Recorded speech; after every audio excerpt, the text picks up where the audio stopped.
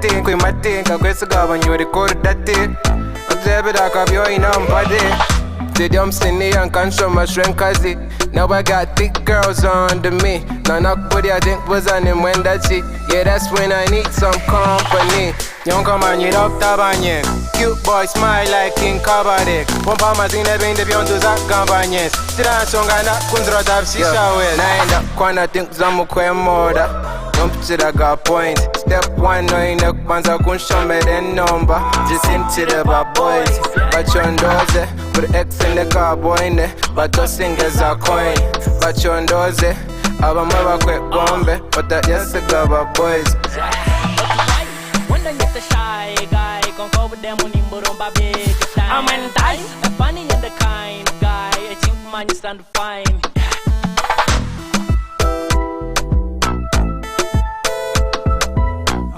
I think that's the right place to start because you just told us that means you're fine. As a fine boy, you were still telling us you need capital to get a woman. I think a chariwe.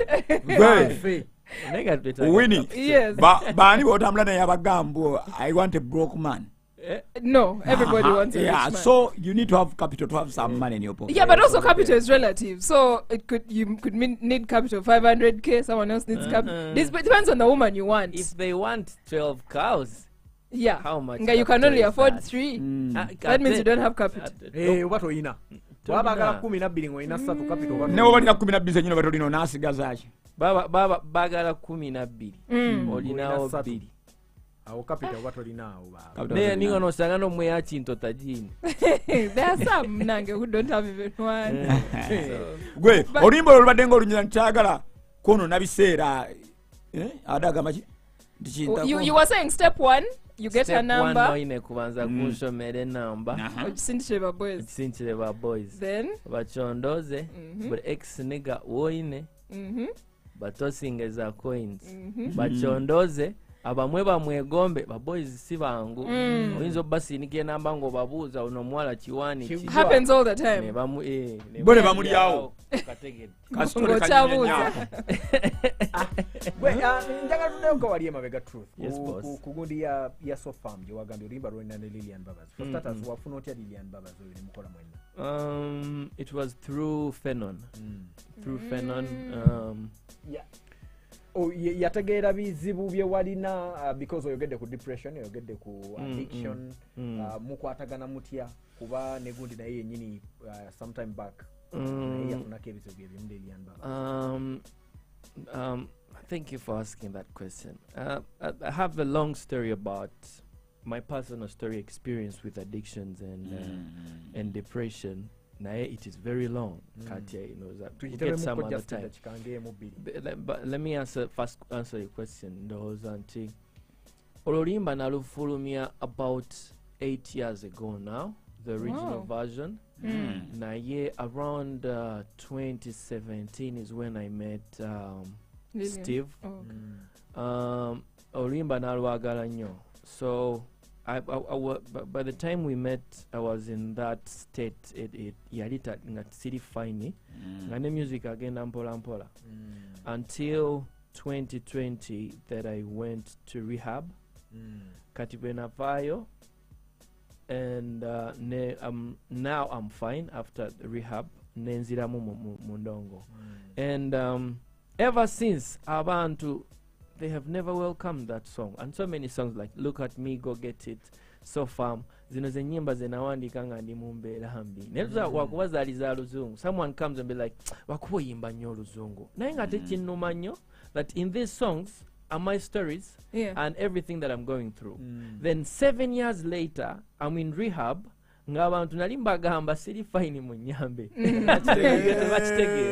Kati after that, Bambi, Steve Nangamba, you know, you can redo this song.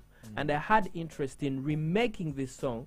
kuba I felt like it has the message it carries. Wali abantu abaluwuliriza nga bategeera ekirimu ng'ovudde ku muntu alujajingira waggulu nti lwa luzungu. People just listen to it like, wakuba oyimba luzungu. But have you listened to the message? Do you know what I'm talking about? Have you taken time to understand what I'm talking about? Kati nenduddamu right now nga ndi fine because it carries it talks about the life that I went through, depression and addictions, but now I'm recovered. Kati uva tukangamba I'm so firm. I'm in recovery, so it also carries a language and promotes hope and determination that you can get better in whatever you're going through. Kati your time nga follow me, Steve and my cousin Aaron nangamba okoze nyimba zo nangamba zo follow me as he had guy bichi nangamba, but there's that song that you did that really touches me, and he sponsored. Cousin wange na sponsoring nangamba, he wanted someone else on the song first. Steve nangamba we can use it was supposed actually to be Irene Italia and Lillian Mbabazi nene tugamba chiri too much.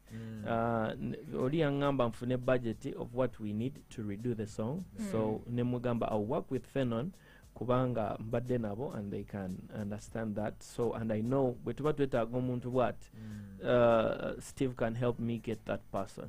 So that's how he told me, let's do this, we can do with Lillian. Bwali struggling wali emabega mubulamu n'ebirala byonna addiction biki byonna oli depressed ani akutwala mu rehab wetwala wafunayo ko era sponsor Aaron yali ani yakutwala mu rehab bro embozi mpanvu eyo naye natuka ku point nengamba I need to go back home because I was in Kampala for almost 8 years in a center waka you know nga when I started nengamba nti nkole ndongo wakane wangamba bad man, if you have decided to do that, you go. Kati nga sisobola kudda waka.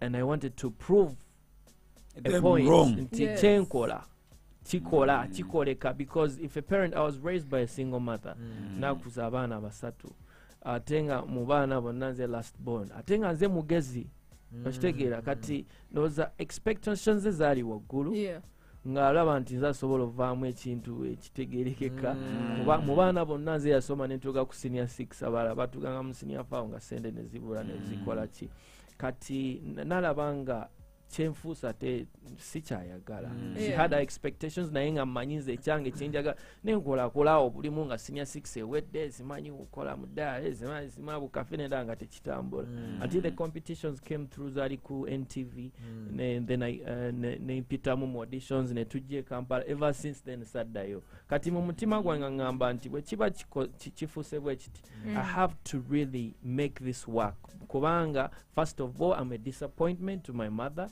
Kati nino kumakinga sure nti ne kintu kikola nyingira industry I don't have any knowledge sina jentegeera nyingidde Kampala sina gwe manyi naye nga manyi nino have to make it work kubanga I have to prove these people that chenkola kitufa ne sagala nange kubeera is she proud of you now? Yeah, you're getting there.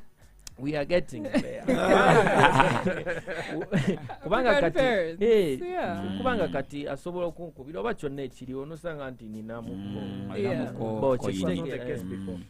it wasn't the case bro. Yali struggle musite wano nzebulira maita. Did she finally get to know about the rehab story and everything? Yeah, of course. This is where I come. This I'm coming to that natuka ku point nga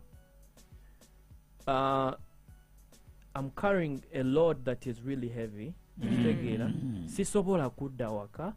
I want to make music work. I'm literally looking for a life. Kati mwebyo byonna you can't go back home. Things are not working out as you expected them. You literally don't know. To understanding a business ya music, buli kimu otomera nokomao no oyiga the hard way. Kati nene sanga nti I'm really down and depressed for sure. Naenga still the only way that I could cope up was drink and smoke. You know, ti otuka ko pointinga obadde onywamu katini. Maybe because you're used to that kati ofunye ebizibu you feel like you run to that. You run to that. It went on for very long. Netuka ku pointinga omutwe waya zikutuseemu naye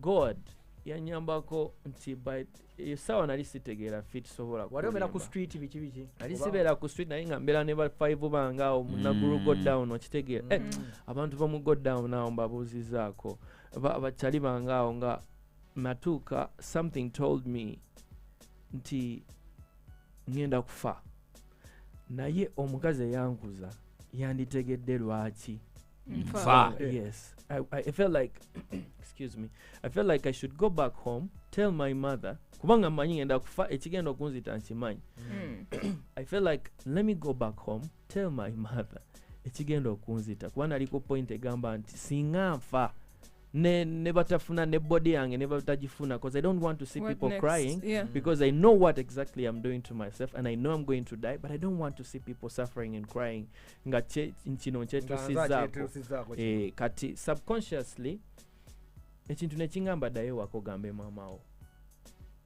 nenjirinnya nengenda ewaka nengenda ewa regi okitegeera era gayo wambaya kyoba nkugambya mbeereddewo nnyo mu life eyo kati awo bwe natuuka ewarre waliwo omukazi anti wange nali maze emyaka nga 10 takulaba tandabangako I don't know how I walked from Rage's place to her place nensanga nti bawe usobola ogamba nti uncle wange he's a retired psychiatrist okitegeera kati ye bwe yandaba He could tell something Yes. was going on.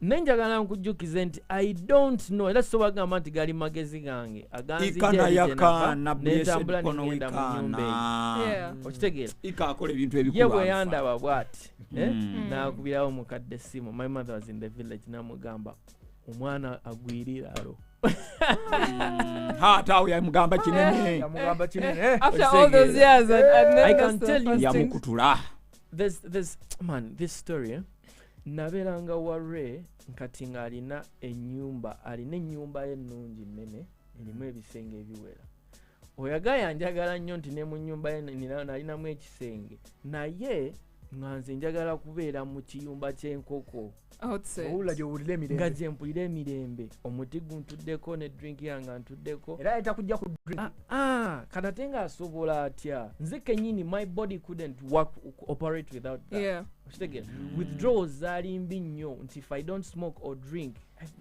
nanisobola nakufa okitegeera kati every morning nalina obulwadde for almost 2 years nga every morning nina nzuukuka ku makya I know how many times I'm going to the toilet nina okuddukana I'm sweating I'm vomiting naye all after that I have to drink or smoke so kembeere normal okitegeera kati ngeyo state I couldn't do anything nga sinywedde oba sikoze eki Yeah.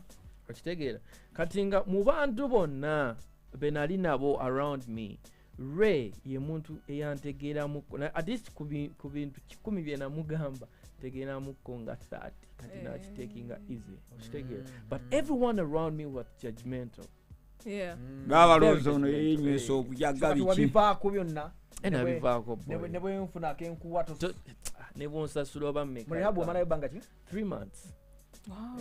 eri mbalala You know, you're very blessed. I know people who have spent even a longer Thank time you. and they come back and they Yes. relapse. baddukayo Frozen. n'okuddukayo nina Kubanza kyali nava wange mu city, yaddukayo nava mu city nateranga okugamba lwe ne mugamba boyinkoye nembeera kuba mu time eyo baali bantu babiri be nanyumizanga nga owulira akutegeera it was Steve Jen ne Ray kitegeera nti abalala bonna nga era nga kituufu tebategeera bintu bya You depression can't tebategeera sigamba bintu nti tebabitegeera indeed naye nga omuntu agamba olowooza gwalina ebizibu wekka I think it's real it's Yeah, true but Ika then yakola there's- okimanyi nga ika ye yakusitula nga totegedde n'akuzza embalala exactly Truth, ikagwagamba mu mind. ye katonda nti era kyonna kyekiri Version ye.